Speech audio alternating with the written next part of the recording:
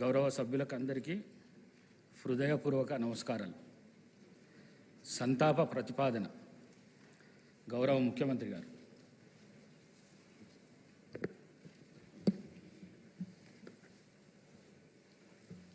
అధ్యక్ష, తమరి అనుమతితో ఈ సంతాప తీర్మానాన్ని ప్రవేశపెడుతున్నాను.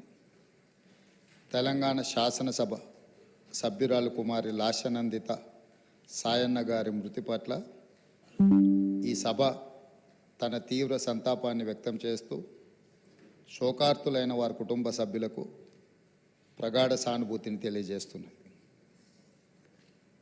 అధ్యక్ష, 23/2/2024 నాడు సికింద్రాబాద్ కంటోన్మెంట్ శాసనసభ్యురాలు కుమారి లాస్యనందిత సాయన్న గారి ఆకస్మిక మరణం పట్ల ఈ సభ తీవ్ర సంతాపాన్ని వ్యక్తం చేసింది. ఇలాంటి బాధాకరమైన తీర్మానం నేను ప్రవేశపెట్టాల్సి వచ్చినందుకు నేను చింతిస్తున్నాను. కుమారి లాస్యనందిత సాయన్న గారి నాన్నగారైన కీర్తిశేషులు సాయన్న గారు నాకు అత్యంత సన్నిహితులు, ఆప్తులు.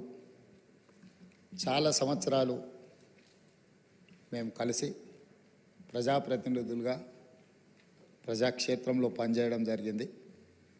సాయన్న గారు అత్యంత సామాన్యమైన కుటుంబంలో 1951 వల్లభానగర్ నిజామాబాద్ జిల్లాలో జన్మించి కష్టపడి వారు 5 సార్లు శాసనసభ్యుడిగా, ప్రజా జీవితంలో కంటోన్మెంట్ బోర్డు మెంబర్గా, కంటోన్మెంట్ ప్రాంత ప్రజా సమస్యల పరిష్కారంలో వారు ఎనలేని కృషి చేసిండ్రు.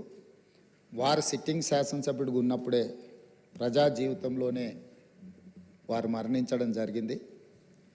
ఆ తర్వాత వారిచ్చిన వారసత్వాన్ని, వారు నెరవేర్చాల్సిన బాధ్యతలను, వారిని అభిమానించిన ప్రజల కోసం కుమారి లాస్యనందిత కూడా ప్రజా జీవితంలోకి వచ్చి వారు బ్రతుకున్నప్పుడే వారు కార్పొరేటర్గా, ఆ తర్వాత వారి తరఫున వారిని నమ్ముకున్న ప్రజల కోసం వారు శాసనసభ్యురాలుగా ఎన్నికై ప్రజా జీవితంలోకి వచ్చి కష్టపడి పనిచేయాలన్న ఆలోచనతోటి వారు ప్రజా జీవితంలోకి వచ్చి 5 సార్లు శాసనసభ్యుడిగా సాయన్న గారు చేసిన ఎనలేని సేవలను దృష్టిలో పెట్టుకొని వారి వారసురాలుగా లాస్యనందితను కంటోన్మెంట్ ప్రజలు వారిని ఎన్నుకోవడం జరిగింది.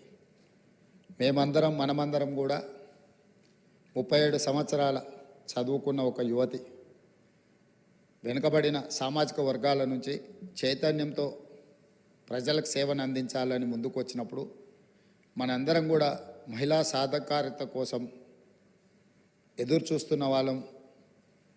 ఆ మహిళల తరఫున ప్రజాప్రతినిధి ఇక్కడికి వచ్చి సమస్యల పట్ల వారు చిత్తశుద్ధితో ఈ సభలో పోరాడతారని మనం అందరం భావించాం. కానీ ఔటర్ రింగ్ రోడ్లో వారు ప్రయాణం చేస్తున్న కారు ప్రమాదానికి గురై వారు మరణించడం జరిగింది. వారిని ప్రమాదం నుంచి హాస్పిటల్కు తీసుకెళ్తే అప్పటికే తలకు తీవ్రమైన గాయమై వారు మరణించిందని చెప్పి డాక్టర్లు చెప్పడం జరిగింది. వాస్తవంగా ఆ కుటుంబము ప్రజలతో ఉన్న సత్సంబంధాలు కంటోన్మెంట్ ప్రాంతంలోనే కాకుండా జిహెచ్ఎంసి పరిధిలో ఎవరిని అడిగినా కూడా ఆ కుటుంబం యొక్క ప్రజలతోనే ఉన్న సత్సంబంధాలు, ప్రజా సమస్యల మీద వారు చేసిన ప్రయత్నాలు ఎవరైనా చెప్తారు. ముఖ్యంగా కీర్తిశేషులు సాయన్న గారు మృదు స్వభావి, సమస్యలను పరిష్కరించాలన్న తపన తప్ప రాజకీయాలకు అతీతంగా అందరితో ఒక మంచి సంబంధాలు ఉండి ఆ ప్రాంత సమస్యల కోసం వారు పోరాటం చేశారు. వారు కంటోన్మెంట్ ప్రాంతాన్ని జిహెచ్ఎంసీలో కలిపే విషయంలో కానీ, కంటోన్మెంట్ ప్రాంతంలో అక్కడ ఆర్మీ అధికారులు వాళ్ళ వల్ల కలుగుతున్న రోడ్ల ఇబ్బంది విషయంలో కానీ, ఎలివేటెడ్ కారిడార్ల విషయంలో కానీ చాలా విషయాలలో నేను పార్లమెంట్ సభ్యుడిగా డిఫెన్స్ కమిటీ మెంబర్గా ఉన్నప్పుడు సాయన్న గారు ఎన్నోసార్లు కంటోన్మెంట్ బోర్డు సమావేశాలలో ప్రస్తావించేవారు. ఎందుకు అనంటే వారు ఎమ్మెల్యేగా నేను ఎంపీగా ఈ సమస్యల్ని పరిష్కరిస్తే ఆ కంటోన్మెంట్ ప్రాంత ప్రజలకు న్యాయం జరుగుతుంది, మేలు జరుగుతుందని చెప్పి వారు పరితపించారు. కానీ దురదృష్టవశాత్తు ఎలివేటెడ్ కారిడార్ల అనుమతి, అదేవిధంగా కంటోన్మెంట్ ప్రాంతాన్ని జిహెచ్ఎంసీలో కలపడానికి అనుమతి వచ్చే సమయానికి వారు లేరు. వారి వారసురాలుగా వచ్చిన లాసిన్ అందిత గారైనా ఆ సందర్భంలో ఉండి ఉంటే చాలా సంతోషపడి ఉండేవాళ్ళు. ఎందుకంటే సాయన్న గారి ప్రజలకు ఇచ్చిన మాట నెరవేరిందని. కానీ దురదృష్టవశాత్తు లాసిన్ అందిత గారు కూడా ఈ కంటోన్మెంటు అత్యంత కీలకమైన సమస్యల పరిష్కార సమయంలో వారు మన మధ్యత లేకపోవడం బాధాకరమైన విషయం. ఏది ఏమైనా కంటోన్మెంట్ ప్రజల హృదయాలలో సాయన్న గారు కానీ, సాయన్న గారి కుమార్తె వారసురాలు లాస్యనందిత గారు కానీ శాశ్వతంగా ప్రజల హృదయాలలో నిలిచిపోతారు. తప్పకుండా వారు ఏదైతే ఆలోచనతోని, ఏదైతే ప్రాంత ప్రజలకు సేవ చేయాలన్న ఆలోచన ఉన్నదో, మిగిలిపోయిన పనులు ఉన్నాయో అవన్నీ ప్రభుత్వం తప్పకుండా పూర్తి చేస్తుంది.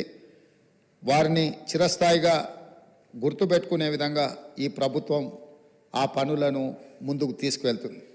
అందుకే అధ్యక్ష, ఆమె మృతి పట్ల ప్రగాఢ సంతాపాన్ని నేను ప్రకటిస్తున్నాను. శోకార్తులైన వారి కుటుంబానికి ప్రగాఢ సానుభూతిని తెలియజేస్తూ ఈ తీర్మానాన్ని ప్రవేశపెట్టడం జరిగింది అధ్యక్ష. ధన్యవాదాలు. శ్రీ కేటీ రామ్.